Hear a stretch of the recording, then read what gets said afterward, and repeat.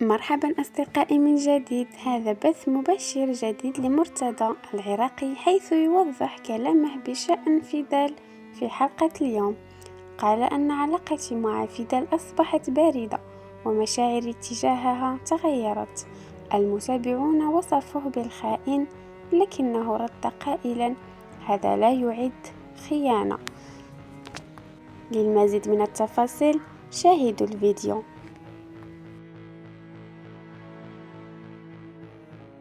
انعرض الفي تي ار ثاني يوم. الفي تي ار على فكره ما كان الكلام كله واضح، يعني انتوا شفتوا المشتركين نصهم جاي يقولون ما افتهمنا شيء، لانه الكلام من عرضه الفي تي ار ما كان واضح، وش كانت قويه كلش، ما يعني نص الكلام واضح ونص لا. هسه الاناره شويه احسن. اي خيانه. خلونا اوضح لكم بعدين احكموا اذا خيانه ولا لا. المهم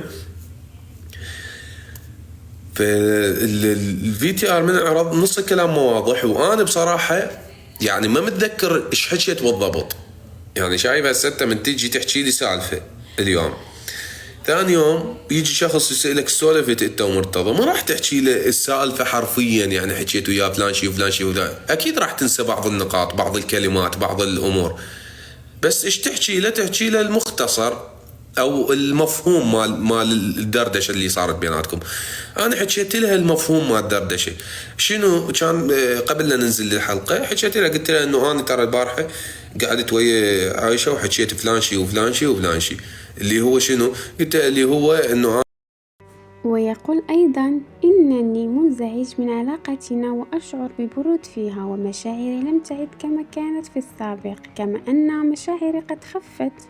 وقال: لم أقل إنه لم تعد هناك مشاعر، ولكنها خفت. ما رأيكم أنتم؟ هل تعتبرون أنها خيانة؟